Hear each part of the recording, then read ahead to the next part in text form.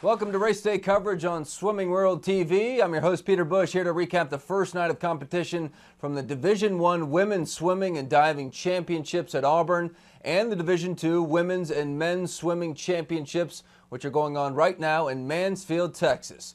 First, let's get to the highlights from the Division I meet. Here we go with the 200 free relay. Rivals Cal and Stanford next to each other in lanes 4 and 5.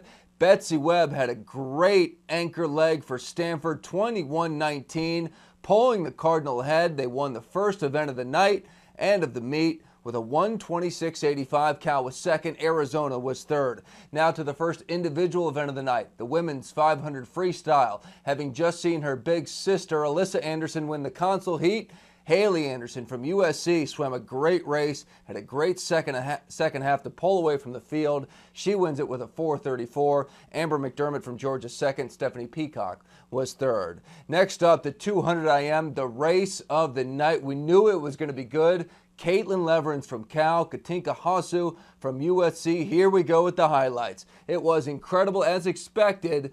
Leverins made her move in the breaststroke, took a lead, but Hasu made it very interesting at the end. As you can see, a photo finish. Leverins 151.7, and boy, was she pumped up. A new American record, NCAA record, U.S. Open record, the whole 9 yards. Katinka Hasu had a great race as well, 151.8, just a few hundredths of a second behind. Again, we will recap this coming up more in just a moment with Tiffany Elias, who's at the meet.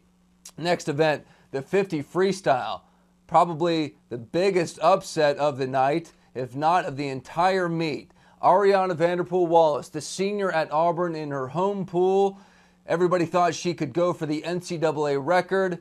She didn't even get first or second. She finished third. It was Leif Jensen, the senior from Cal, the leader on that team with a great swim, 21.4. Margot Gear from Arizona was second. Again, Ariana Vanderpool Wallace third in an event that everyone expected her to win. In the 1-meter diving, Tori Ishimatsu from USC, she was the lead qualifier going into tonight's finals, and she delivered. This is the final dive for her. 8s and 9s across the board, 354 points. It was close, though. Jill Patrick from Texas A&M was second, and Vinnie Denton from Auburn was third. All right, the final event of the night, the women's 400 medley relay. Another good one. Cal solidified their spot as the leader of day one, easily winning the final relay. It was anchored by Catherine Rates, but it was the front half that really did it for the Cal Bears. Cindy Tran led off with a great backstroke split, got them a huge lead, and then Caitlin Leverins, probably the swimmer of the night, split a 57, giving Cal all the room they needed to pull it off. They won in 3:28.1, a new NCAA and U.S. Open record. Arizona was second. Tennessee was third. Stanford, who's second place after the point total of the night, tied with USC, they won the B heat. Again, something we'll definitely talk with Tiffany Elias about. And speaking of, let's bring in Tiffany. She is in Auburn tonight, where she just watched the action live in person. Tiffany, how you doing? Good, Peter. It was a great first day here out in Auburn. A lot of excitement. Okay, my impressions were, of all the teams that have the firepower to contend, Cal, Stanford, maybe USC, Cal by far seemed to seize the moment more than the others and really swim with urgency. Cal, they started off that first day getting the touch, which was a potential setback, but Caitlin Leverins in that 2IM, she's giving Cal all the momentum they need at this point, and they're going to have an even better day tomorrow. Now, the reason I say that Cal was taking advantage, I think, more than the others, is Stanford not even making the A final in the 400 medley relay. I mean, that is inexcusable for Stanford. It was partially because of a terrible breaststroke leg in the morning by the freshman who went a 101.3. A lot faster at night. Their time at night would have gotten them like 5th or 6th. I mean, that's where they need to be. You can't be losing points. And then USC getting 8th in the A final in the 400 medley relay. There were just missed opportunities by a lot of the schools, but it seemed like Cal took advantage of every swim. There were a lot. Georgia as well. Point that those teams are going to be missing after day number one. But what was great and what is really assuring for Cal and should be intimidating for those other teams is that they didn't even have, like, Catherine Rate stepped up to be the anchor. I spoke to Leaf earlier and said, why did you decide not to anchor, or why did your team decide not to anchor that relay? And she said, it's all about points. So they're saving her up, and that means trouble for the other teams. All right, the swim of the night, the event of the night, and probably of the entire weekend. If it's not, then we're in for some great swimming. But that 200 IM, Caitlin Leverance, Katinka Hazu, Pac-12 rivals going head-to-head. We knew it was going to be them 1-2 in some fashion, and we figured it was going to be fast. But 151 for both of them, that was an incredible race. Must have been a real thrill to watch in person. Watch. First of all, it was a huge this morning. So everyone looking forward to seeing those. So it ended up being a man-on-man race tonight at 2 a.m. But Caitlin Strong, she was only about a second behind Katinka at the halfway mark, but her breaststroke, 31, I believe, was her split brought in the freestyle. And she said she just wanted to get the ball rolling. So that, I think it's her race to lose tomorrow.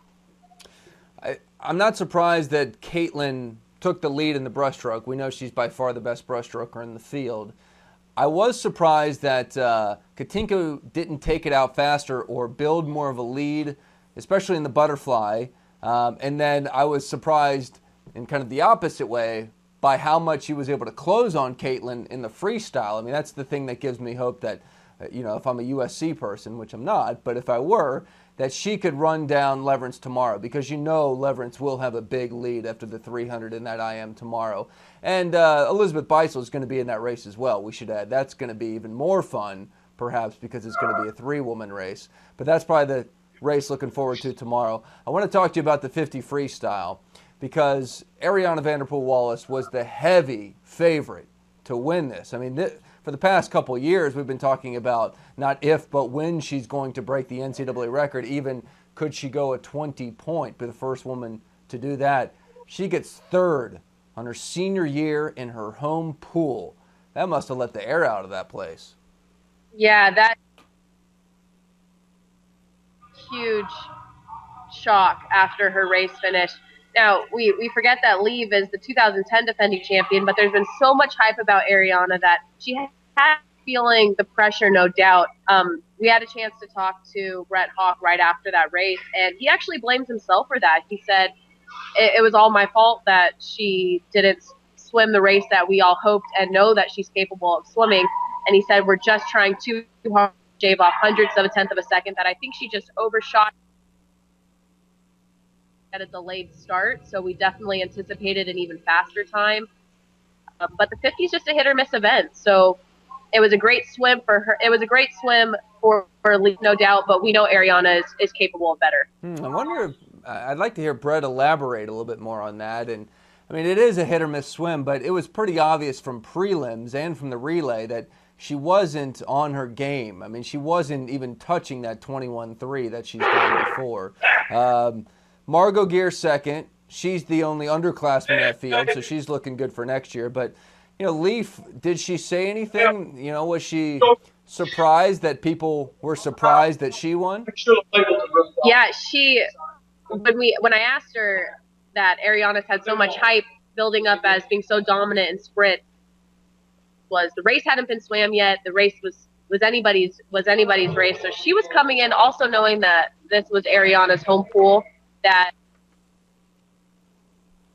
title back, it's got to be here and now. And she was definitely excited about that. I think she's looking forward to that 100 freestyle, but I think that was a victory that was well deserved. She wanted that title back. All right, let's go ahead and look at the top 10 team scores as we finish night one.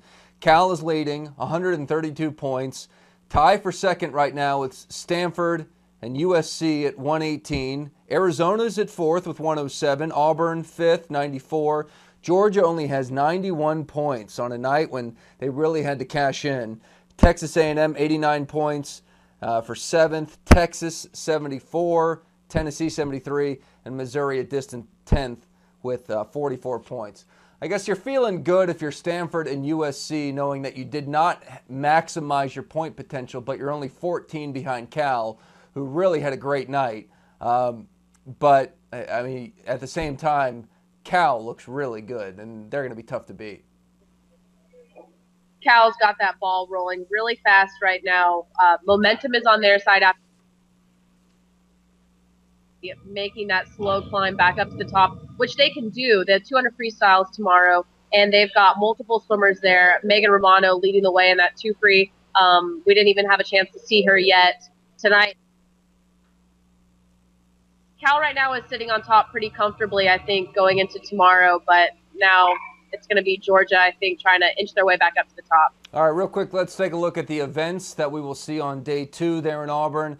Starts off with the women's 200 medley relay, then the 400 IM, 100 fly, 200 free, 100 breast, 100 back, 3-meter diving, and it closes with the 800 freestyle relay. Now, we know the 400 IM is going to be a great event. Any other events that you're looking forward to, Tiffany? I would say the 100 breaststroke.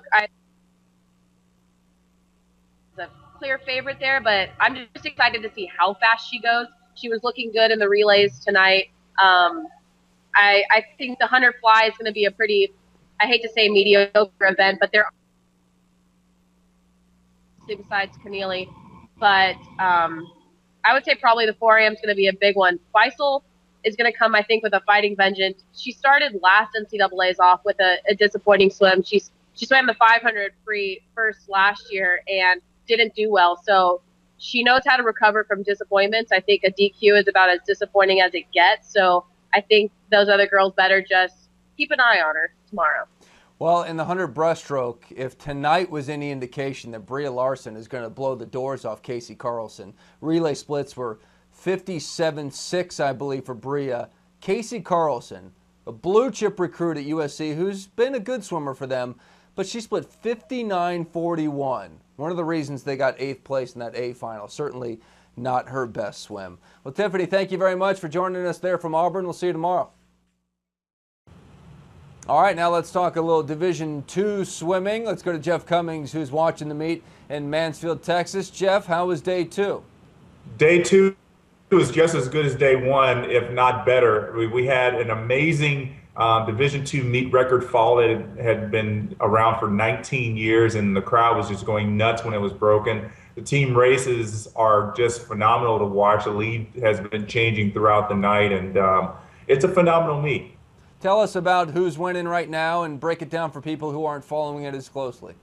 Well, Division II has been pretty much ruled by Drury the past few years. They've been the men's and women's national team champions.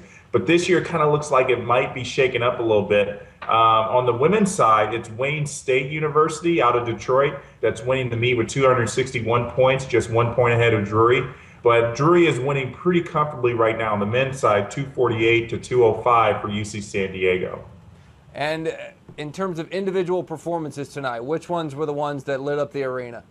Well, everyone's probably still talking about the men's 200 freestyle. Everybody, when I first came here on Wednesday, everybody kept saying, you know, you just wait until that men's 200 free. It's going to be the event of the meet. We're going to break that national record. It's been around for 19 years. And I was looking at the times and the results from last year, and I thought, you know, that could possibly happen.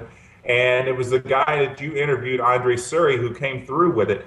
Get this time, Peter, 135.61. Broke the meet record had been around for about 19 years, and just phenomenal swim. He went out in 45.9, which I thought he wasn't going to be able to hold on, and he held on. The crowd just went nuts. I mean, it was a standing ovation. Everybody knew how important that was. But also, the second place swimmer, Yaroslav Denisenko, also went under it, but got second by 2/100ths of a second. You know why Andre swam so fast, don't you? Well, it's the morning swim show reverse curve. There you go, Jeff. He's keeping it alive. Yeah. Hey, you've been to a ton of NCAA championship meets. You've swam in a few yourself. Now, I like the Division II that it's the men's and women's combined. Do you get a feeling like it creates a better atmosphere, or does it not really matter? It does create a different atmosphere. You know, I've been to the women's meet, and I've swum, and I've watched the men's meet. And it's just, they're two totally different meets. This, you get the best of both worlds. Here you got the kind of the amped up testosterone that the men bring, and you've got kind of the team unity that the women seem to want to bring to these meets. So you got all of that, you got the excitement, you got the team unity, and it's just great to see the men's and women's teams of all these teams gelling together, cheering for each other. You don't really see that a lot, teams like Arizona and Cal and some of the other schools that have joint teams. They kind of do that, but not to this extent. I mean, you've got guys cheering for girls getting 16th place, and you've got the reverse. So it's been an interesting dynamic to see. Jeff, thanks a lot for the coverage of the Division II meet. We'll see you tomorrow. All right, and that is our coverage, our race day coverage of the Division II meet and the first night of the Women's NCAA Swimming and Diving Championships on the Division I level.